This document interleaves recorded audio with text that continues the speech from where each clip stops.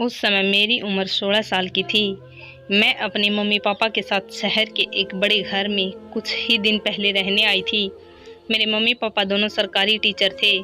काफ़ी बड़ा घर होने के कारण और काम के साथ साथ पूरे घर की देखभाल कर पाना मम्मी पापा के लिए बहुत मुश्किल था।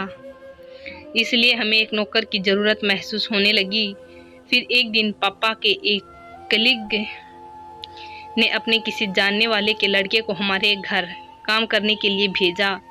उसकी उम्र 23 से 25 साल की रही होगी।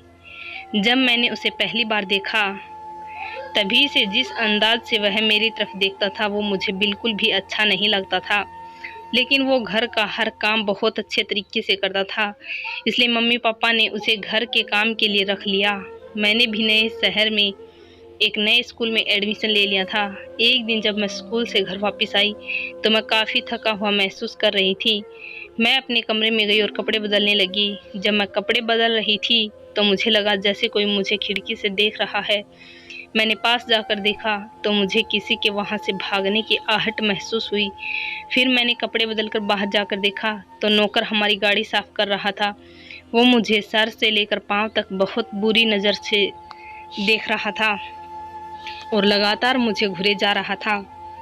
उसके इस तरह से देखने के अंदाज से मुझे काफ़ी डर सा लगने लगा था।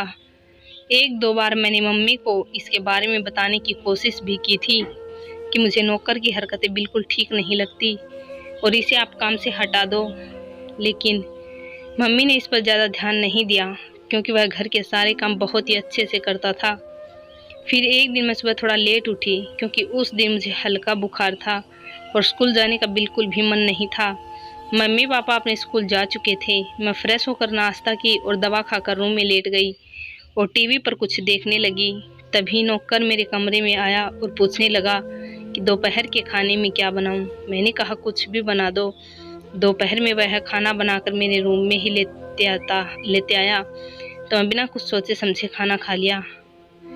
खाना खाते ही मुझे कुछ अजीब सा महसूस होने लगा और चक्कर सा आने लगा तो मैं बेड पर लेट गई। तभी कुछ देर बाद नौकर मेरे कमरे में आ गया।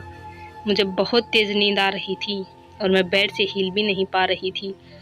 मेरी आंखें अपने आप बंद हो रही थी और मुझे सब कुछ धुंधला सा दिखाई दे रहा था।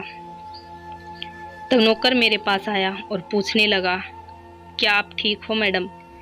मैंने उसे लड़खड़ाते हुए जुबान से बताया, मेरी तबीयत खराब हो रही है, प्लीज़ डॉक्टर को फ़ोन करके बुला लो। इतना सुनने के बाद वो मेरे करीब आकर बेड पर बैठ गया और कहने लगा, डॉक्टर की क्या ज़रूरत है मैडम, मैं खुद ही आपको ठीक कर दूंगा। मुझे उसकी बात बिल्कुल भी समझ में नहीं आई। इसके बाद वह मेरे करीब आ गया। मैं पहले ही काफ़ी अजीब हालत में थी और नौकर की इस हरकत से मैं और भी अधिक डर गई। फिर उसने बताया कि आपके खाने में नशे की गोली मिलाया था ताकि आपके साथ मैं अपनी मनमानी कर सकूं। इस वजह से मैं बिल्कुल भी हिलडुल नहीं पा रही थी और किसी तरह से अपने आप को जगाए रखने की कोशिश कर रही थी। उसकी इस हरकत की वजह से मेरे दिल की धड़कन बहुत तेज़ चल रही थी। फिर उसने कहा कि मैडम आप डरो मत, आपको कोई दिक्कत नहीं होगी, और कहा मैडम आप बहुत ही ज़्यादा खूबसूरत हो। जिस दिन से मैंने आपको देखा है उसी दिन से आपके ऊपर दिल आ गया था और जब आपको रूम में कपड़े बदलते देखा था उस रात मैं ठीक से सो नहीं पाया था।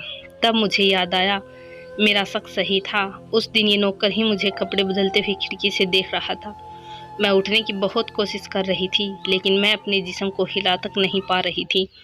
मैं तब तक ठीक से बोल भी नहीं पा रही थी और लड़खड़ाते हुए ज़बान से उससे मेरा ना करने के लिए मिन्नतें करने लगी, लेकिन उसने मेरी मिन्नती से कोई फ़र्क नहीं पड़ रहा था।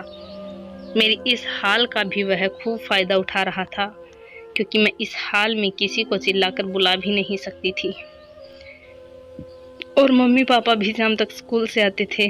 अब मैं समझ गई थी कि मेरे साथ बहुत ही बुरा होने वाला है और मेरे बचने की उम्मीद ना के बराबर है।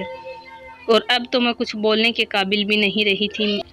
मैं जितना हो सके उसे अपने आप से दूर करने की कोशिश कर रही थी, लेकिन मेरे शरीर में तो जैसे जान ही ना बची हो। इसके बाद क्या हुआ मुझे कुछ भी नहीं मालूम हुआ क्योंकि मैं शायद बेहोश हो चुकी थी। फिर जब मुझे होश आया तो देखा कि वह नौकर मेरे बेड पर ही पड़ा हुआ था।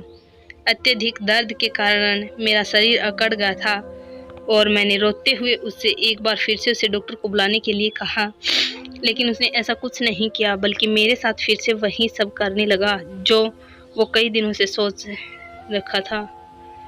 इसके बाद मैं शायद फिर अपने होश में नहीं थी। जब मुझे होश आया तो मैं हॉस्पिटल के एक बेड पर पड़ी थी। मम्मी पापा मेरे पास बैठे थे और मम्मी लगातार रोए जा रही थी।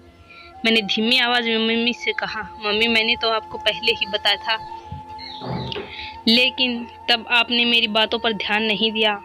तब मम्मी पापा ने मुझसे माफ़ी मांगी और मुझे बताया नौकर को पुलिस ने पकड़ लिया है और उसकी पूरी उम्र अब जेल में ही कटेगी।